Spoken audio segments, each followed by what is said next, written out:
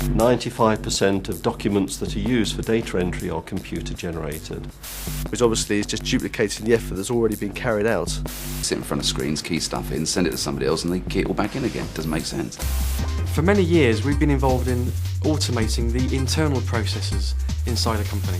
Dealing with automating the outside relationships is pretty archaic. Most people still rely on bits of paper to actually transact with each other. The buyer will either phone an order through, post it through, or they'll fax it through. And the seller will receive that, manually rekey it back into their system, process it, produce an invoice which they'll invariably print out, fax it or post it back to the buyer. And that's the traditional process that we're all used to. And clearly in that whole process there's so much rekeying going on. There's also so much scope for errors and omissions.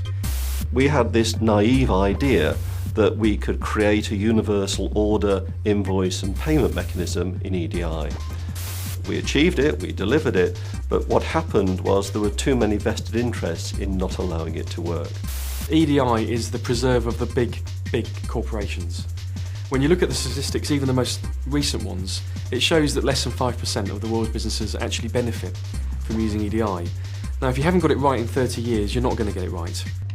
Microsoft had been working with some of our members saying, wouldn't it be a good idea if we could exchange orders and invoices as an email attachment? And we thought, wow, it is a good idea. Before, when good ideas have tended to come out and people have got good ideas of how we can transmit, like EDI and other things, you've tended to find that service providers will get involved and will charge a fee for being able to use that particular protocol or those lines or whatever, and you tend to find that these things become a little bit hijacked and start to become very expensive. We're not competing with EDI, we're not competing with other standards. There are tools available now that let us map between them. Imagine faxes with different standards. What a mess. You'd have to phone up first, find out if the fax was the right one before you could send it.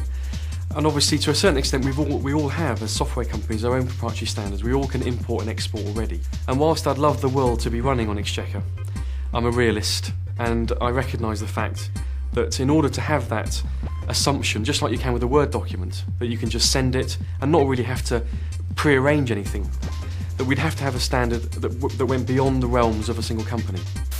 The principle of BASDA's eBiz XML standard, which stands for Electronic Business Interchange Standard, is the exchange of business documents electronically. We have defined an order and an invoice which we can send as an email attachment over the internet. When this is received by the customer, if they have an eBiz XML enabled package, it can be read directly into the accounting system. If they haven't, it can be rendered in a web browser as a document and printed out as hard copy. This is the first many-to-many type standard in existence in the world. Most of the standards in existence in this environment are the corporate environment, the supply chain environment, the one-to-many. So this is the first many-to-many. It means that you can use it for all of your customers and all of your suppliers. And it means because we have been able to render it as a document that you can print out, it means that you don't have to enforce on your customers and suppliers eBiz enabled products. The lowest common denominator is a web browser. When the supplier generates the invoice, they select the print option and then the XML tab. It then brings up the email address to send the invoice, and it is then sent electronically to the customer. When the customer receives the invoice in their email server, they select the invoice, they can render it as a document to check the details and validate it, and then it's updated into the account system. The forms that are sent back are human readable, so even if the person that's out there, the customer or the supplier, doesn't have XML compliance, it doesn't matter, because they've still got the same paper forms they would have had anyway. With electronic commerce, and certainly the eBiz XML initiative, for the first time we can show a specific saving. We can show what the cost of data entry is at the moment and how most of that can be eliminated using an electronic message. Rather than say, can I justify doing it, the question to some extent is, can I justify not doing it? There is no cost. Somebody who could handle maybe 10 or 15 orders in an hour via conventional methods of opening an envelope, rekeying it in, will be able to handle 20 or 30 times that when they're just scanning and looking at exceptions.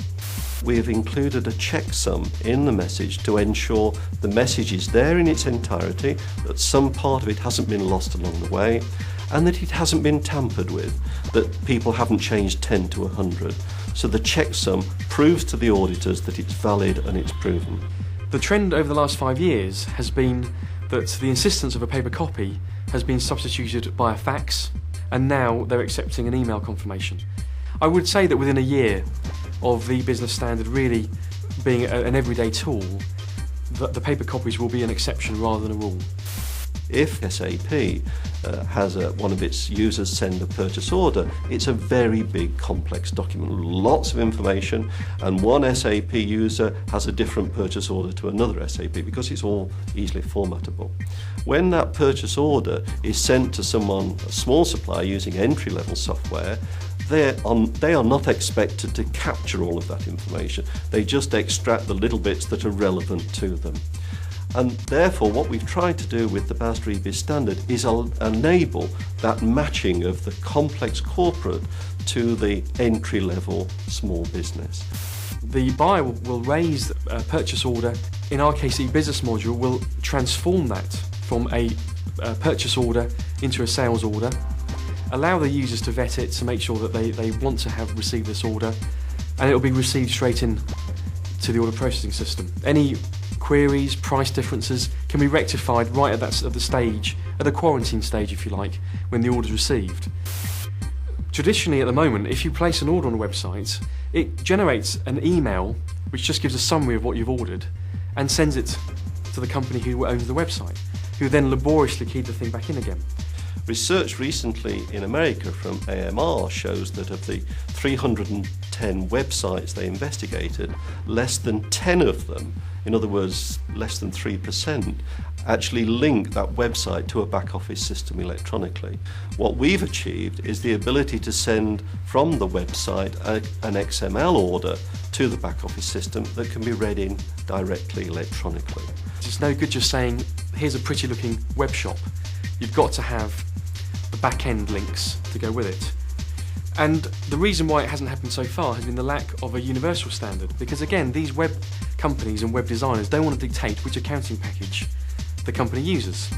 So with an open universal standard such as eBiz XML, you can now give them something they can all code with the knowledge that that investment will only need to be put once to cover many different accounting packages.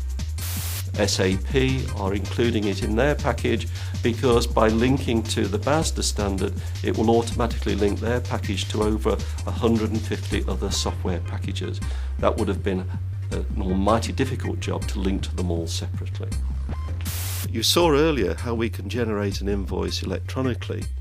We can not only generate the invoice to the customer, we can also generate an invoice to the finance company if the invoices are being factored. So instead of one invoice being generated, we can generate two, and we can then send them to different addresses so they are received electronically. With the eBiz XML though, the whole ball game changes because any company using one of these standard packages can deliver the information electronically to their finance provider. If we can talk to you electronically, we're going to be able to process your invoices more quickly, we'll be able to increase the amount of funding that's available to you, and we're going to be able to get that funding to you more quickly. In terms of the interest and the excitement, the take-up is phenomenal. Wherever we've presented this particular concept, we've had a big wow factor. We've got some reference sites now, customers actually using it, and groups of organisations are now coming to us. The builders group have come to us and they now wanted to adopt it with all of their suppliers and their contractors. One of the big airlines has come to us in a big procurement environment to use it alongside existing EDI. Within 2 years, it will become so commonplace that people will look back and wonder why, first of all, why it took so long to get there, and secondly, what the fuss was all about. Because it literally will be a case of clicking an email, an order will be sent, and it will pop up at the other end.